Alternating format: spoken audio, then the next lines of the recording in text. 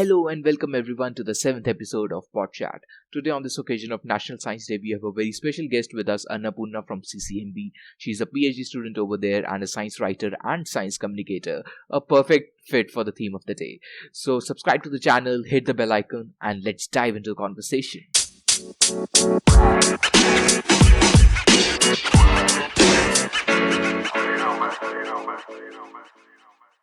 So welcome Annapoorna to the podcast. Thank you. Great. And can you please tell the audience about yourself? Yes, so I'm Annapoorna. I'm from Mumbai, but currently I'm a PhD student in an institute in Hyderabad. It's called Center for Cellular and Molecular Biology. And my research work focuses on understanding the molecular biology of depression. We'll talk more about that, I guess, going ahead. I'm also a science writer. I've written a few articles, and I also am really passionate about science outreach and advocating about mental health. So these are the few things that I like to do. And I guess you'll get to know more as we converse. So yeah. Cool. So firstly, what brought you to science? What was that first moment that you thought, okay, I want to pursue a career in science? When I was in school, I think I started developing an interest in biology from the 6th grade or something, 5th or 6th grade. And like, if you are a school-going child in India who likes biology, it's obvious that everybody's going to tell you that Dr. Bano. You should study medicine. That's the be-all and end-all of it. And I guess somewhere I internalized that idea. I was like, yeah, being a doctor sounds good. Okay. But I think the turning point came when I was in the 9th grade. So I always was into reading. Thanks to my mother, she had introduced me to books early on. And so from her collection itself, I was reading this book by Robin Cook. So Robin Cook is a doctor himself. So he writes all these medical thrillers and drama. So one of his books called as Outbreak. Okay. So, ironic that we are talking about this while there is a worldwide pandemic going on. So, but yeah, the book is about an Ebola outbreak in the US. And so that really interested me. So the protagonist of the book was a microbiologist, a PhD in microbiology. And that's when I got exposed to this idea that, okay, so if you like biology, there is this other route of going into basic sciences as well, where you can go and do a PhD, do research and all that cool stuff. I mean, before that, I was not exposed to the idea. Right. Somewhere we know that scientists exist. Everybody knows about Marie Curie and people like Abdul Kalam. But we don't really think of those as practical options for us. Right. But then after reading that book, I thought that, okay, maybe I should start, trying to understand more about it. And then I spoke to a few of my teachers in school, a few of my seniors, and I got to know, okay, this is a valid option. And I stuck to that. I mean, it didn't change. I was like, yes, I will study biology. I will do a PhD. Of course, my main focus of my study, like earlier I was more into microbiology. Later on it turned towards the brain sciences. That changed. But the basic idea that I want to, at least try and become a researcher, that stood. So you went for PCB, a normal medical stream, and then you went for BSc. Yes. So I had both math and biology. So okay, but math was optional subject, like you picked up math additionally, or you went for PCM and picked up biology as an optional? So I was certain that I want to pick biology. Math, I was a little uncertain about, but somebody had told me that in most colleges, so I did all of my schooling and bachelor's in Mumbai. So one of my seniors told me that if you want to do a degree in biotech, it's better if you have math, because otherwise you need to give some exam or something later on to prove that you know math. So I was like, okay, let me pick up math as well. And I did not dislike math. I didn't like it as much as biology or chemistry. I was like, okay, I can study math for 2 more years. Okay. Cool. So, yeah. And so which college you went for bachelor's and master's? So for bachelor's, I was in, it's a college affiliated with Mumbai University. It's called SIES, South Indian Education Society. And so because I think even I was also not too keen on moving out of home during bachelor's itself.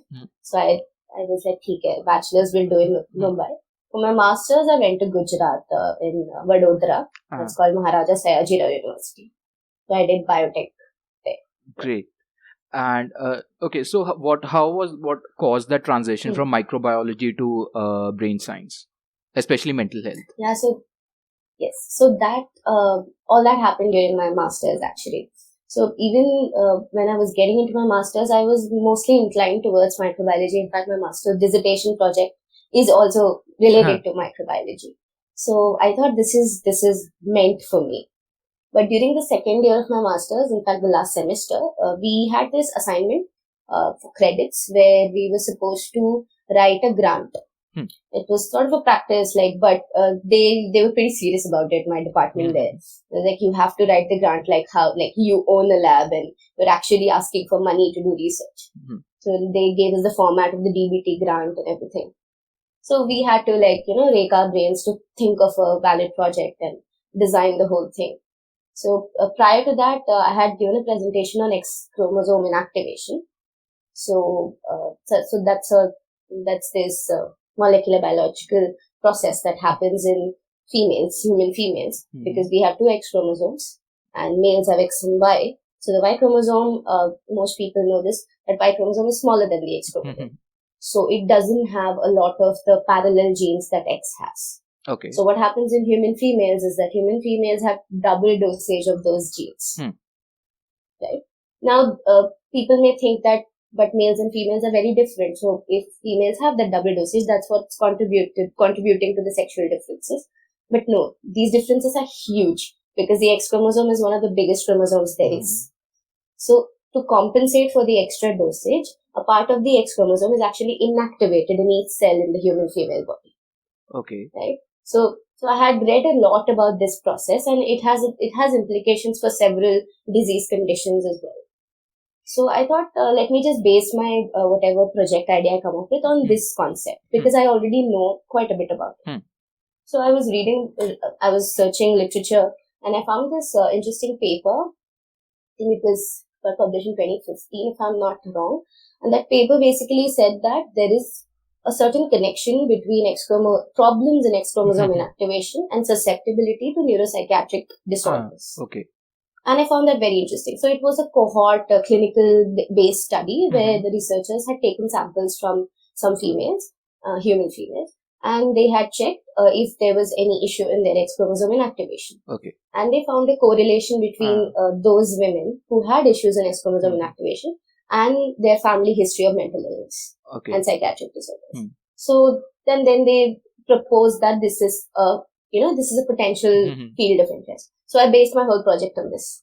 And because I wanted to understand more, so whenever we are trying to study the brain, it's very difficult to go with humans, right?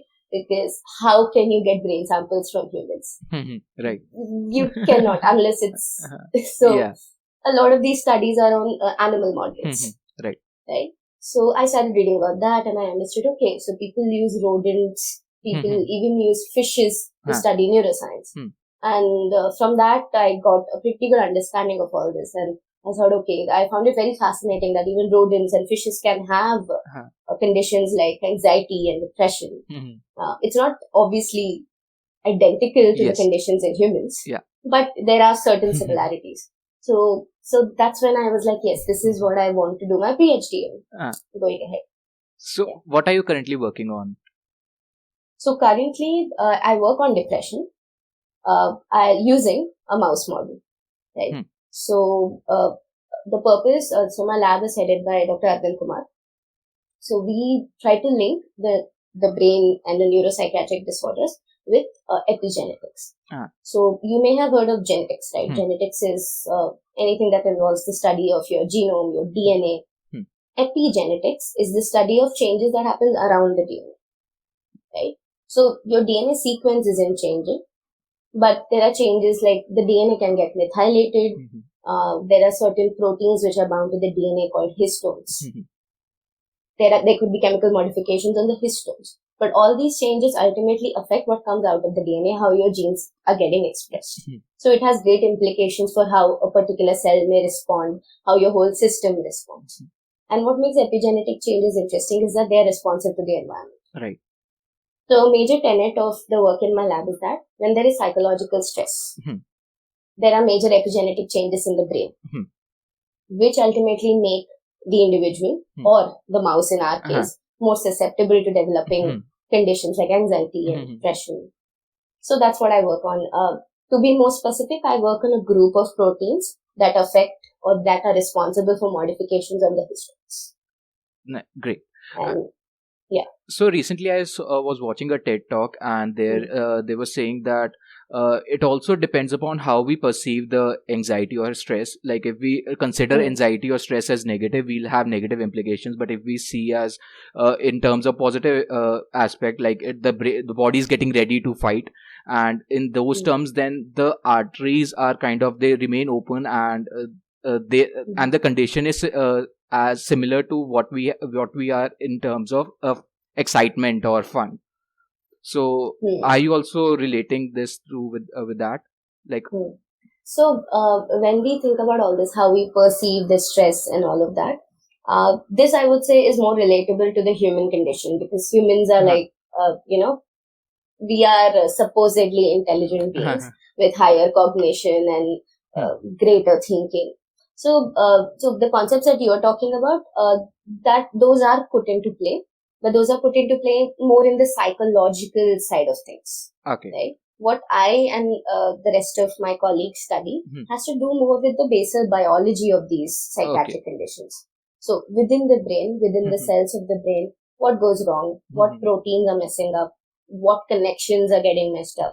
So it's more basal, it's at that level. So ultimately the idea is that if we understand these things better, maybe we can come up with better therapeutic conditions in terms of better drugs in the market. So where are you looking forward to having your research work forward? Like, are you targeting, do you have any question in mind that you're looking forward, or some problem that you want to resolve through this? Actually I'm working on a novel protein that is yet not much, nothing is known about it. So like I mentioned, a group of proteins that modify the histones, right? So 3 of them are very well studied, even in the context of certain brain disorders, especially mental retardation. But one of these proteins, there is nothing known about it. And what we have found is that this protein seems to be having some function, at least in mice, in stress-related depression and anxiety. So I'm trying to better understand the role of this protein.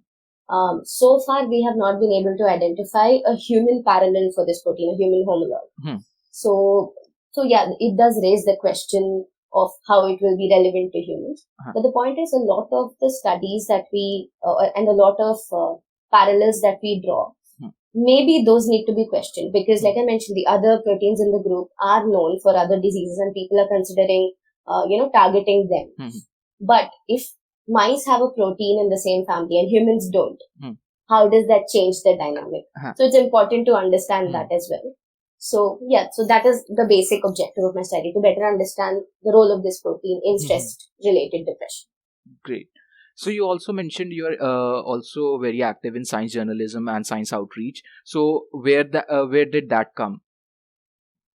Yes. So this was actually something very unexpected for me as well. Coming into PhD, I never thought that I will get into science writing or even like science. So per se, I have not done science journalism because I have reported stories, like research-related stories, but I've not done a lot of investigative journalism per se. I've reported research stories, and I've also written a couple of articles about academia and mental health. But yeah, so this came up mostly because I attended this science journalism workshop in the second year of my PhD.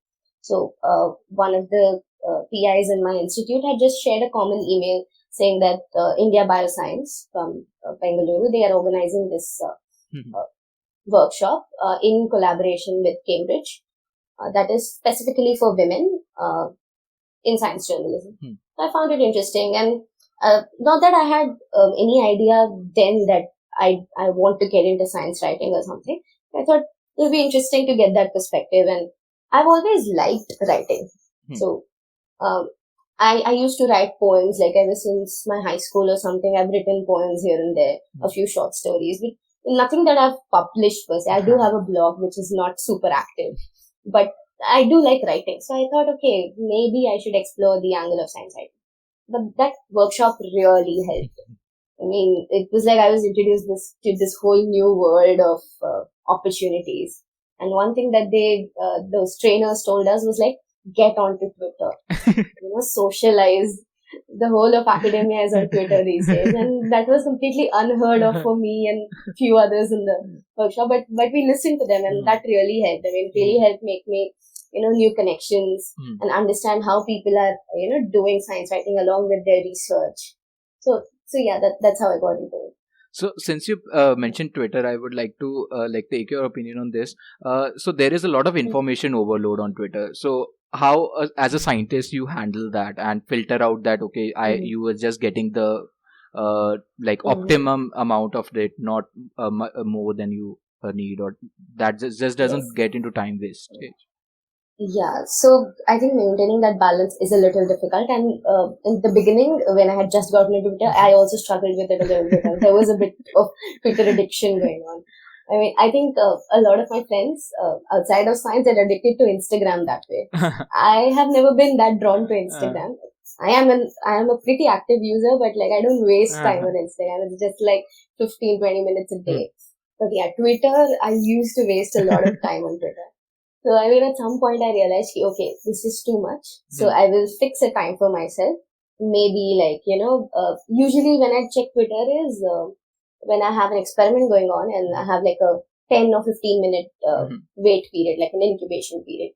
I can't really achieve a lot in those 10-15 minutes. I mean, maximum I could draft a mail, right? I can't really read a research paper or anything like that. So those are usually the times I check Twitter. I have made it a point not to check Twitter once I wake up in the morning, because then I'll be in my bed for an hour. So that is a no. I also try to avoid it just before going to sleep, because again, you just get lost in that rabbit hole. For me, I it has been very helpful that some academicians are shifting to LinkedIn, because due to I'm just scared of information overload, that people are putting so tens of tweets on a daily basis. So I have just stayed out of Twitter. Each to their own. I am actually starting to use LinkedIn too a little bit more these days. I mean, especially because since I'm thinking about my job options after PhD. So now I'm like, yeah, we should be on LinkedIn a little longer. Cool. So any major learnings you want to share that you learned in the journalism workshop? What I generally understood, so for me it was like a very new thing. Just getting introduced to this idea of science journalism, science writing itself was a very new thing. But if I have to talk about major take-homes, so what I understood that a command over the language, especially English, is not a prerequisite, right? You do not need to do science journalism in English itself. I mean, if you have a better command over your native tongue, over your mother tongue, do journalism in that. There is quite a demand for that as well. So that is one thing that I learned and I thought was very cool. I mean, it's not relevant to me personally because I am more comfortable in English than my own native tongue. That's a different matter. But for some others, that's very relevant. And also collaborations. Collaborations are possible even while writing. So let's say that there's this person who has a great idea for an article, but they may not know whom to contact, or they may not have such a great command over English. So, someone who is already in contact with a few publishing houses or media groups, they may get in touch with them. Or, so collaborations can go a long way there as well. Great. So I guess these two things really stood out for me. Cool. And so how was your childhood? Were you a curious child from the starting, troubling your teachers, or how was it? Yes, I was a curious child, but I was a weird kind of curious child. I mean, I'm not the typical, bugging your teacher, bugging your parents. I used to bug my mom a lot. I mean, I remember I've asked my mom several uncomfortable questions, some of which she remembers till date. But I was a little shy to bug my teachers that way. But yes, definitely, I was a curious child. And also, I think what helped me in dousing my curiosity was reading. So, like I said before, that I was really into reading. So I used to read all kinds of stories, mostly fiction. But so that helped keep my curiosity at bay. Um, but yeah, but I was not exactly a mischievous child or a troublemaker. Yeah, I've never been labeled a troublemaker that way. Cool. And so you mentioned your mom. So is she into science or academia or related to that field? She's a teacher, so Huh. you can call her. She's an Yeah. educationist actually. Although her field is different. She's into languages. Great. So she teaches. She's been teaching English for several years. Recently, she took up French. So her forte is languages. Maybe that has some kind of subconscious effect on you because linguistics plays a huge role in cognitive development. So that I guess, but my mom's upbringing and all was very different. She discovered her. So she always knew that she's into languages, but she never had the platform to explore it. She actually started doing it after I and my brother were a little older, when she had more time for herself. So, but yes, I mean, that actually helped a lot. Seeing her trying to do something new and pursue her passion even at a later age, that certainly inspired me. great. And were this very supportive of you when you decided that you want to go into science field and not the usual Indian conventional stream? So yes, I mean, I think for both my parents, it was something new, something that they had not really thought about earlier. Because when I said biology, they were convinced that yeah, she's going to study medicine. But when I said that I don't even want to give the entrance. So most kids go into bachelors and stuff like biotech only when they fail to clear the medical entrance. But I was like, I don't even want to give it. I mean, I'm not interested. I don't want to become a doctor. So they were a little surprised or taken aback, if I may. But then I explained to them that, see, I have a certain idea, I have a certain plan, and I think this can work. Obviously, it's not going to be as easy as, getting a software job or something that I study engineering for 4 years and I'll right away get a job that will pay me decently. It's not going to be like that. It will take a little longer, but this is what I want to do. This is what really interests me. So they were convinced. I mean, at some point, there were certain influences from distant relatives who were like, what are you doing? Why are you making your daughter study this? It's a hard field. She'll have to do a lot of mehnat. So my dad was starting to get a little influenced. But then I was like, I know this is what interests me. And I think even if it takes a little longer, I think I can make it work. So yeah, eventually they were like, okay, keep. Good. And your brother is also pursuing science? So he did start with pursuing science. He was always the physics guy. Okay. He's been really into black holes since he was in high school or something. He was really interested in understanding the quantum basics and the string theory and stuff that literally goes over my head even today. But it really interested him. So my parents were like, so he's 4 years younger than me. So by the time he was deciding all this, I was already like finishing my masters. And so my parents were like, theek hai, so this guy is also going to do the same thing. Okay, no problem. Dono bachche wahi kar rahe hain. All right, we can live with that. Then I think during the second year of his bachelor's, he started to lose a little interest in physics. I don't know why. Probably because he didn't have great teachers. I don't know what was the contributing factor. He started getting interested in photography. So he did a short photography project during his college, and he was like, this is really cool. And see, photography also has technical aspects to it. Right? So he was like, maybe I should explore this angle. So currently he's a photographer. He's pursuing that full time. Oh, great. So has he thought about pursuing some science, like with Science Gallery Bangalore? It's like a huge opportunity for people to... Yes. So I have thought about telling that to him. Yeah, maybe I should tell him. Yes. It's just come up, right? Science Gallery. I was just seeing an ad for it the other day. Right. Great. And so, what are some of the major obstacles that you faced during your academic journey or even personal life per se? So in terms of my academic journey, till my master's, I think it was pretty smooth. Because thankfully I was always good at academics. I was able to score. I mean, mostly thanks to a good memory. I'm not saying that I'm more intelligent. Definitely academic score is not a scale for intelligence. Right. I mean, I used to remember things, so it was easier to put it down. Hmm. Right? Because that's how an examination system Right. almost is, right? Yeah. So I got into my bachelor's college easily. After that, for my master's, I had to give an entrance, but even that I was able to clear with a little bit of preparation. Mm-hmm. And so I had certain level of guidance from my lecturers in bachelor's. So they told me that focus on these topics and everything. So during my master's was extremely stressful. Okay, so the department where I studied, the curriculum is designed in such a way that it gives the student as much preparation and training as possible for a PhD. And sometimes I felt that it was a little overdone. Okay, like there was a lot of pressure. There was a lot of pressure to perform, not just in academics, but we had to manage our practical examinations all by ourselves. Not just examinations, the practicals itself. There was a lot of independence, and till your bachelor's, you're not used to that. Right. You are used to your lecturers and teachers preparing everything for you. You just go and run the experiment and come out. Right.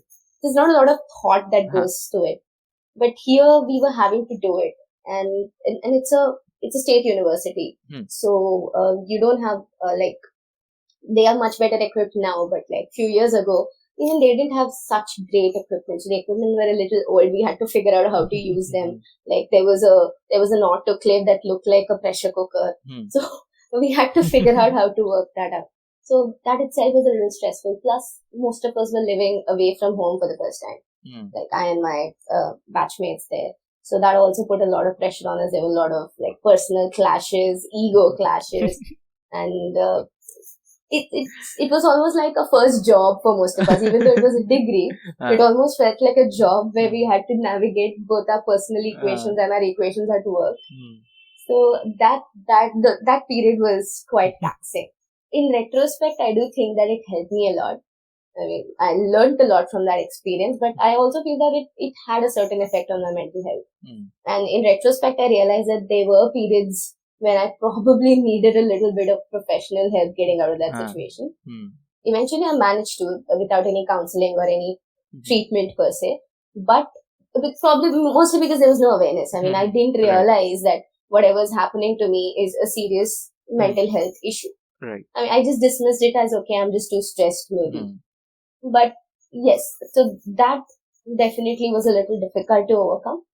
But with the help of my classmates and some of my teachers there, I was able to work on it. Great. And coming to PhD, initially it was all nice. The first year is most, it goes into your coursework and getting to know the place and everything.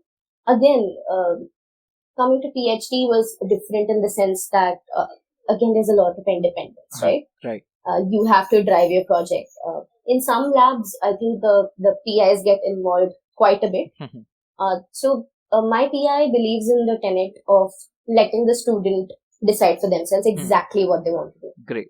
He guides us. He tells us, how to do certain things, but he doesn't impose anything that yehi karna hai. Right. So he lets us, figure things out.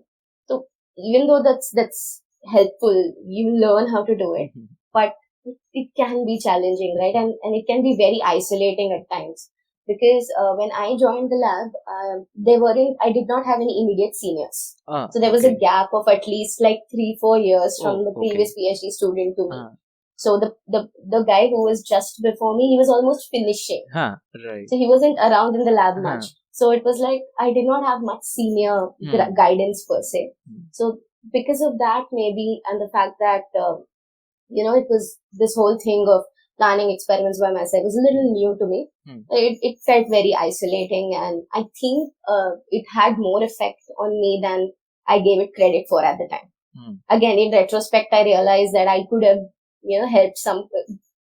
could have been helped with some counseling at the time, but I just didn't know that that is my requirement. So I think because of that, I slacked a little bit. I didn't work as fast as I could have. Eventually, I figured out that, okay, how to work things out, and it got better. And I also got more aware about mental health in general and what kind of help is available and when to seek help. But yes, so these were I think if I have to put it in one word, overcoming bad phases of mental health has probably been my biggest obstacle. Yeah. Great. And so, was there any specific reason for this gap of your seniority in the lab? Mm-hmm. In between, I think my PI had taken a student, but for some personal issues, they had to leave. One student left that way. Another student, they joined, but then they realized this is not for them, so they also left. So, a couple of such students had left the lab. So, that was the main reason there was a gap. Great. And so, how is your PhD life in terms of your connection with the advisor or other lab mates? So right now it's pretty good, at least. So I have a lot of lab mates now. A lot of people joined after me. And we also get incoming trainees and people who come for short internships quite often. So now it's quite dynamic. And my relationship with my PI is also pretty good. So like he's very open to discussions and he's available. Great. I think that is something that we seek in our advisors. Yes. So they are available. Great. So that way, it's a good environment. Obviously, no lab is perfect. We have our issues, but we try to work them out together. I mean, right now, at least I feel that since I have a few people in the lab, it's a shared responsibility. If there's any issue, we deal with it together. Right. Great. And so, are you currently also writing poems or doing like non-academic writing or like it? Sometimes it's not as often as before, but yes, sometimes. Great. And any other hobbies you're pursuing or you used to pursue? Hobbies, I used to sing earlier. Now that too I'm not like been into it much lately. I make memes sometimes. So if that can be considered a hobby. So yeah. Science memes? And of course, science memes and otherwise. Great. So, in your life, like other than the professional PhD life, like if you take your personal life, so how much science comes into it? Like, do you just see science everywhere, or like is there? Sometimes, and sometimes I think I even overdo it. So what I've realized is a lot of us people who are in science, be it early career researchers or like even people who head labs, we get very restricted to our words, right? And it's almost, I shouldn't use this term because it's frowned upon, but sometimes it does feel like we're in an ivory tower of our own, right? And we are cut off from the rest of the world. So I think only since the past 2 years I've actually taken active efforts to make friends outside of science. The people who are not scientists. Okay. And that gives me a lot of perspective, right? Not just in terms of how they look at life, but also, and they also get a perspective to our world, right? Yeah. And I mean, a lot of times I will go into these, monologues about how this is relevant to science or how this works technically, especially if it's something biology related. And they'll all be like, okay, it's fine to go into monologues, but please don't make it longer than 5 minutes. And then I become the Ross Geller of the group. So, but yeah, I think it's important to maintain that balance as well. It's good to be curious. It's good to be nerdy. But I think even I'll get annoyed if there's somebody with me constantly like ye bhi science hai, ye bhi science hai, ye bhi science. Yeah, I get it. So, like, what do you do other than like research or like I was interviewing someone and they said that it is necessary that you do something other than PhD for at least a couple of hours a day, so that the next day you get into PhD again. So to have that particular thing, what do you do? What is your like? Where do you go for that unwinding period? Right? Yeah. So I do watch a lot of movies and shows. That's one way I relax. I also read. I read fiction because because I find it very interesting. Fiction and fantasy keeps me entertained. I also like to party quite a bit. Obviously, not every day. Once in a while. So yeah. I mean, if you just remove the aspect that I'm doing a PhD, I think my life is the same as any other 27-year-old. So, Nice. yeah. Any sport you do? Any sport or any games you are involved in? Not really. I mean, I do occasionally go for walks. I mean, I end up walking almost every day because waltzing between labs and all that. Yeah. But I'm not really into sports. Great. I play video games sometimes.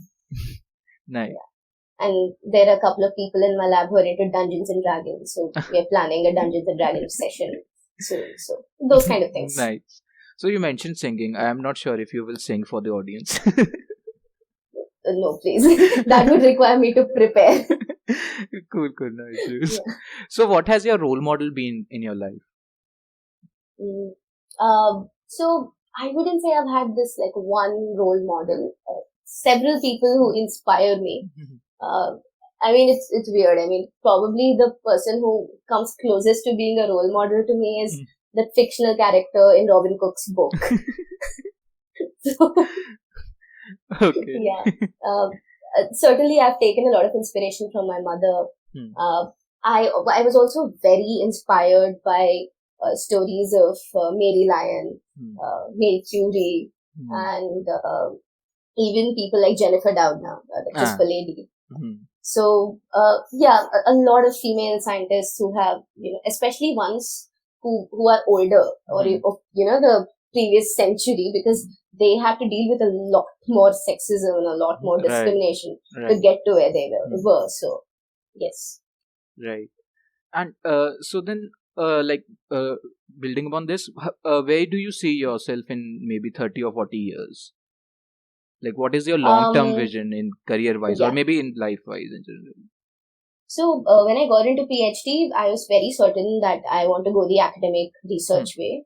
PhD, then postdoc, then eventually heading a lab. But now, I've decided against it. Okay, for several reasons.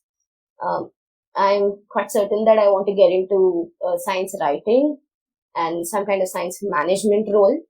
Haven't exactly figured out where I will be 30 years hence, but I definitely want to be the kind of person who's written a lot about science, who's engaged a lot in science, but not necessarily through active research, but through interacting with people, through outreach and those kind of activities. So, yes. Great. And so any specific, like in management, what kind of a managerial role are you looking forward to? So, I think a lot of times when people get into management roles, the lines of what exactly you do are blurred. Okay. Certain things that interest me are, I know it's ambitious, but things that border on things that are close to institute building or managing institutes that exist, but helping them function better. Right? Nice. So because something that really stands out to me is that our academic system all over the world, but since I have worked in India and closest to me, I feel that it's not super efficient and we can do better. Right. There is a need for certain academic cultural ideas to change. And I think one thing that we also were thinking of discussing was what are some of the things that could change in academia. Right. So I think one major thing is how academic merit is evaluated. Right now it's almost entirely publication based. And I think most of us would agree that that's not very empirical and that's not the absolute evidence of somebody's capabilities. So, and to effect such changes, you either have to get into science policy or science management. And one way to influence these things are through science writing. So, these are the kind of roles I'm looking at. And if in any small way I can help to the change in culture, I think I would consider my life a success. Right. Academically. Yeah. That's great. Let's go into this detail that what all things you think that other than the publication merit, or what other ideas you think that we can right now the structure within the existing structure we can change or just requires little modification that can be easier to implement. So this is where I've been struggling. I've spoken to quite a few of my peers, even a few seniors, but nobody has any concrete ideas, myself included. So we actually had a talk by Dr. Vijay Raghavan, the principal scientific advisor to the government, a few days ago in CCMB, and he was also talking about this. He was saying that he doesn't understand where this condition of doing a postdoc, that too preferably somewhere abroad, where has this condition come up to be hired as a permanent faculty, permanent research faculty? Why should it be there? You already have a 5 to 6 year PhD, typically, for most Indian graduates. Isn't that experience enough to become, to hold a permanent research position? Right.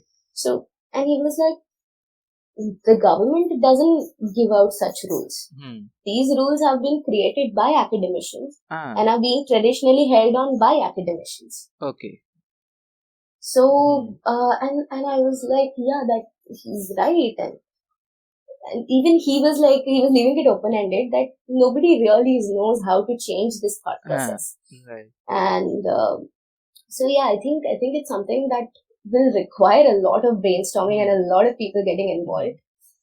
And, it's about a cultural ideal change. It's about expecting the Indian society to suddenly accept gay marriage. It's not going to happen. It's going to take a lot of effort, a lot of campaigning. Right. So, yes. So, it's a long way to go.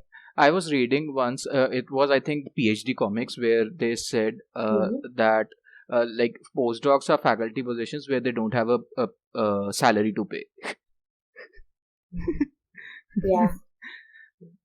Great. Exactly. I don't understand why a postdoctoral position should be a contract position. I mean, you can just call it a contract research job or something like that and pay them better as well and give them more facilities and I don't know, it seems a little unfair that you do a 6-year PhD and then you still have to do a few. It's almost like doing odd jobs, right? Right. So, yeah. So during your PhD, like one thing is that research always creates new challenges and there's always something new to work on. But does your life sometimes get monotonous and you get bored out of doing research? Sometimes, especially when I'm having to repeat some experiments that aren't working the way I expect them to work, or some small troubleshooting issues come up. So yes, sometimes it does get monotonous. But in the true sense, it never is. Because every time the results you are expecting, and every time you do an experiment, there is this anticipation that what are you going to see ultimately. So, but yeah, doing the same procedural things, that can be boring. Getting the results is never the boring part. Even if it may completely change the way you think about your project, it still never is boring. It can be distressing, not boring. Right. And so can you share any anecdotes, like some funny incidents that happened in your lab? This happen on a regular basis. Pinpointing any one incident. So yeah, one thing that sticks out in my head is, I think a couple of years ago, I had this dissertation student who was working with me. And so prior to coming to my lab for dissertation, he did not have a lot of working in the lab kind of experience. So he was new to everything, even stuff that is basic to molecular biology. Right? So we make gels on a regular basis to run DNA on it. Something that's called as agarose gel electrophoresis. So for any researcher who's in molecular biology, it's a very routine thing. So he was doing it pretty much for the first time. So we explained to him. So I was the one mostly working with him. So I was explaining. And the first time what he did, so you have to make this gel in a certain buffer. Only then your DNA will run properly. Okay. He made it in water, distilled water instead. Okay. So the DNA, when we ran it, it was ruined. So I was like, it's okay. This is a rookie mistake. A lot of people make it. Agli baar dhyan rakhna. Then the second time he did it, he made the same mistake. So I was like, bro, first time you make a mistake, it's okay. If you repeat the same mistake, that means you're not paying attention. So, I think I was a little harsh on him the second time this happened. So then what he did was he took a sticky note, he wrote on it, make agarose gel in the buffer. And he stuck it on his workbench. Okay. So every day morning he used to come, he used to look at that. Like, हाँ, अब याद रहेगा. Nice. So, last few questions, and so what is the one life lesson that you would like to share with the audience? I'm not sure if it's a life lesson or more of an advice, unsolicited advice. Mm-hmm. Do not ignore your mental health at any cost. Mm-hmm. Right? Even if you're like feeling just low for no apparent reason, if it lasts for too many days, do not ignore it. If you don't know who to talk to, try and find somebody in your circle who knows a little better about these things. If you feel apprehensive to get professional help right away, but don't ignore it. So, and read about these things if possible. There's a lot of resources available. Not just read. If people do not like reading, they can look at videos, they can look at TED Talks. But I think it's important to know about these things because when we are physically unwell, our body gives us cues, right? Right. You will have a physical pain, you may get a fever, but when you're mentally a little unwell, you don't recognize the cues very easily. Right. So you should know what those cues are. So I think that is the major thing I will tell people. And another thing is people who are like navigating their careers. This is something I heard from somebody. Actually, I've heard it from several people, but first I heard it from Dr. Gayatri Sabarwal, who's in IBAB Bangalore. Okay. So she had come I attended a talk by her. What she said is that she's also somebody who's had a slightly different career path. She started as a PhD in the life sciences and then currently she does research in science policy. So she's also like sort of made a shift in that sense. What she said is that it's okay if you don't know what you want to do, in your career, especially in your 20s when you're figuring things out. What you should figure out first is that what you don't want to do. Right. So I think that has really stuck with me. So that's why I've decided I don't want to do full-time research. What exactly I want to do, I'm still working on it. But I'm okay with that uncertainty. Great. So, were these things like the inefficiencies or the inefficiencies of academia that made you like decide that you don't want to pursue research? Yeah, that's part of the reason. I do feel that. It's not like I don't like research. I do like it. I just wish it was a little easier to navigate the bureaucracies and the administrative part of it. So, because I feel that heading a lab is not just being good at science, you have to be good at management and administration. Absolutely. Right. And I think I can do both of these things separately. Together, I'm not sure I can strike a good balance. I see. So, yeah. Okay. So, any your favorite quotes you have read, or like even if you want to narrate some poem of yours, original poem? Quotes. Yeah, I think there are several quotes that I like. But which comes to mind? This is sort of a self-quote. Okay. I always tell people that everybody's idea of success is different. Do not gauge others on your scale and do not gauge yourself on others' scale. Lovely. Because, some person's idea of success would be heading a lab, but some other person's idea of success would just be, on doing on-bench research all their life. You cannot say that this person is more successful than the other. Great. So, that's it. That was a lovely conversation. It was like one of the most interactive and most lively conversation I've had in these series of podcasts. Thank you so much. You are a really good interviewer person. It's nice to open up to you. So thanks. Thank you. Thanks for that. Thanks for joining. Thanks for inviting me. Hope you loved the episode. Subscribe to our show and see you next Saturday.